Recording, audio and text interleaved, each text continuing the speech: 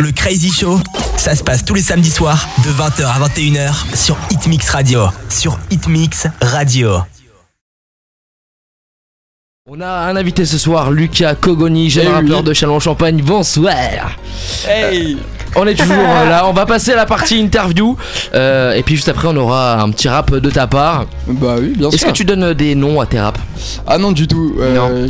Je m'y prête pas attention au nom de mes chansons, mais mais peut-être je devrais peut-être le faire en fait. Peut-être, on ne sait pas. Tu retiendras mieux. Ouais, j'avoue. Allez réfléchir, allez réfléchir. On va commencer cette interview, évidemment la base. Depuis quand tu rappes? Ça fait quelques années en soi, mais sinon vraiment où je m'y mets vraiment, ça fait peut-être un an.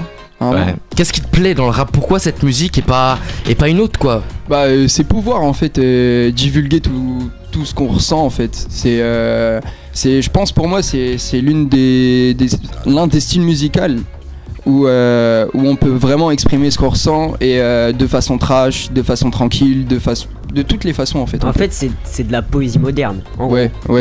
Mais chantée quoi. C'est ça. Pour toi il y a que le rap sur lequel tu peux t'exprimer ou? Non, je peux m'exprimer un peu sur tout, je peux faire du style un peu reggae, je peux partir un peu sur plein de choses. Je me focalise pas sur des instrumentales obligatoirement basées sur les beats qu'il y a dans les raps, mais ça reste quand même ce que je préfère. Est-ce que ce monde, les rappeurs, le rap, est-ce que l'univers du rap te fait peur à un moment donné? Non, du tout, ça c'est juste... voilà, c'est le monde du rap, ça fait toujours peur aux gens, on a l'impression que c'est obligatoirement de la délinquance, alors qu'en fait non, on parle juste de notre vie, de notre vécu, de nos ressentis, et on le perçoit obligatoirement, enfin les gens le perçoivent comme un problème, comme la délinquance, voilà, on entend beaucoup de fumée, de machin et bidule, alors qu'en fait c'est pas obligatoirement ça quoi. Parce qu'il y a quand même des rappeurs qui sont vachement trash. Quand t'écoutes des fois du Booba, ça n'a rien à voir avec du Black M. Enfin, je sais pas si Black M on peut réellement dire que c'est un rappeur, mais il y a quand même une grosse différence. C'est un rappeur, c'est juste qu'il s'est voilà, il est rentré dans le commercial et après c'est plutôt cool. Non, on se base trop, le rap c'est quelque chose vraiment étendu, il n'y a pas... y a pas style ouvert. Ouais, voilà, c'est chacun met son point de vue, son petit truc à lui dans le rap, et c'est ça qui est cool, même si au final on se rend compte que tous les raps sont presque les mêmes en fait. Presque le même follow. Tu vois les mêmes instrumentales, ça revient toujours à la même chose, mais au final, si on regarde bien, il y a vraiment des différences entre les rappeurs, et c'est ça qui est cool. Pour toi, c'est quoi la différence entre le rap pur et le rap commercial? Est-ce qu'il y a une différence pour toi? C'est assez compliqué, c'est les termes qu'on met, qu'on place souvent quand on parle, mais c'est vraiment quand tu veux plaire à tout le monde. C'est ça pour moi le commercial, c'est quand tu veux plaire aux plus petits comme aux plus vieux. Et au final, je trouve que les personnes, quand ils font ça, ils oublient carrément de mettre leur point de vue à fond et s'exprimer vraiment. Je trouve que ils vont y aller avec des pincettes dans ce qu'ils disent pour faire plaire à tout le monde, aux plus petits, aux plus jeunes, parce qu'ils nous écoutent tous, les plus jeunes, les ados, voilà. Il y a tout le monde qui écoute, et quand tu fais du commercial, c'est vraiment quand tu veux plaire à tout le monde. Okay. C'est un but pour plaire pour moi. Justement, il y a un rappeur, Gaëtan m'en avait parlé, j'en ai entendu, Maître Gims qui était avant sur le rap, le vrai rap avec la section d'assaut et tout, qui est parti un peu sur du commercial et qui revient sur un nouvel album Ceinture Noire où il mélange les deux. Qu'est-ce que t'en penses? Ouais, ça c'est cool. Après, il est revenu au bas ce qu'il faisait avant en fait. Moi ça manquait un peu. C'est vrai que le Maître Gims dans section d'assaut, on l'aimait tous, c'était la jeunesse en vrai. L'école des points vitaux, quand il faisait ses fameux freestyle là. What you buy out, c'était Night. Puis qu'après il est parti sur du sapé comme jamais. Enfin moi quand je l'écoutais, c'était mon rappeur le premier que j'ai écouté. Quand je vois de l'école des points vitaux, les freestyles qu'il faisait, qui après sapé comme jamais, où c'est devenu du commercial, de la musique de boîte. Enfin je sais pas, je trouve là leur voir venir comme ça en force avec un album vraiment bien, je trouve c'est cool. Ouais, c'est plus la même chose contrairement à avant. Il a changé, mais bon après voilà, c'est un style comme un autre, ça plaît, donc c'est l'essentiel en fait. J'ai l'impression que Maître Gims il est passé du rap pur un chanteur de soirée. Parce que après, les sapés comme jamais, c'est il a mûri, il a compris le commerce. Mais en soi, ça fait tellement longtemps qu'il rappe. Il avait peut-être aussi envie de voir de nouveaux horizons, de changer un peu. Et c'est peut-être ça qui l'a fait mener vers le côté commercial et vers le chant. Pour éviter de se lasser, parce que si après, s'il fait un métier comme ça et qu'il se lasse, il n'y a plus de raison. Puis même, les gens aussi peuvent se lasser. Ouais, de faire toujours les mêmes sons, machin. Voilà. C'est vrai. Qui t'influence, qui te motive tous les jours?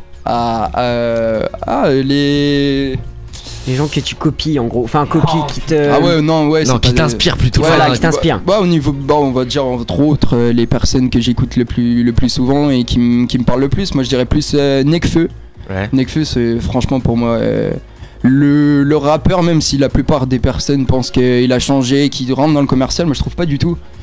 C'est juste qu'il évolue et c'est ça le truc que je kiffe, et dans sa façon de parler, dans ses assonances, dans ses allitérations, même dans son rythme, je trouve il sort du lot, et c'est ça que j'aime bien. Et c'est franchement après il y en a d'autres, il y a Damso, il y a du monde, mais mon premier choix ça restera Nekfeu. D'accord. Pour l'instant, pour toi le rap c'est une passion, c'est un passe-temps on va dire. Est-ce que tu comptes en faire ton métier plus tard? Un métier, moi j'en sais rien, moi je laisse pas les cours de côté non plus, papa. Je laisse pas les cours de côté, mais ouais, après si ça peut après faut savoir quand même que le monde du rap c'est très restreint, qu'on gagne pas obligatoirement notre vie, ça il faut le savoir, hein. Ouais. En moyenne ça gagne pas des masses, donc de là en faire un métier, il faudrait vraiment percer. Mais moi de toute façon, même si ça devient un métier, ça restera toujours ma passion. Ok, est-ce que les télécrochets ça t'intéresse ou pas du tout? Les télécrochets genre The Voice, Nouvelle Star. Ah ouais, non, ça c'est des trucs basés plus sur le chant, sur la technique des cordes vocales, voilà quoi, c'est pas du tout par rapport lié au rap. Il y en a qui arrivent à percer 2-3 fois, mais je trouve pas ça dédié au rap. Ouais. Ok, justement tout à l'heure on parlait de papa-maman. Est-ce que tes parents t'encouragent et est-ce qu'ils te suivent dans ton projet entre guillemets? Ouais, énormément. Ça m'a plutôt surpris au départ parce que comme je l'ai dit tout à l'heure, le rap c'est pas le plus apprécié, mais voilà, ils écoutent de temps en temps, ils viennent me poser 2-3 questions, et ça je trouve ça plutôt cool, et ça me fait vraiment plaisir. Ça leur a pas fait peur quand tu leur as dit que tu te mettais au rap? Non, même pas. En plus je leur ai demandé, ils le savent. Ça fait pas très longtemps que je leur ai dit, hein. C'est depuis Noël où j'ai commandé le petit micro. D'ailleurs c'est toi qui m'avais passé les liens, et voilà, c'est depuis là ils connaissent, et puis ils aiment bien, ça leur fait plaisir. Ils ont pas trop peur que t'arrêtes les études et... Ils m'en parlent de temps en temps, mais bon après j'essaye de rester droit dans mes baskets et de me dire que ça reste qu'une passion et qu'il faut faire attention à pas laisser de côté les cours. Mais après, s'il y aurait possibilité de faire ça, ton métier comme dirait Victor, ça serait le meilleur. On veut tous faire ce qu'on aime dans la vie, c'est l'essentiel, c'est ce qu'on dit, c'est le b.a.-ba un peu, c'est ce qu'on dit depuis qu'on est tout petit, fais ce que t'as envie de faire. Donc voilà, je fais ce que j'ai envie de faire, mais je laisse pas de côté les cours, parce que si jamais ça passe pas, faut bien que j'ai des solutions sur le côté pour pouvoir un plan B quoi en fait. Exactement. Merci Lucas pour la partie interview, c'est fini. On va partir en musique avec Maître Gims, on en parlait, avec son tout dernier titre Bonita, et juste après ça sera ta place de rappeur. On revient juste après ça, Maître Gims Bonita sur le www.mixradio.com.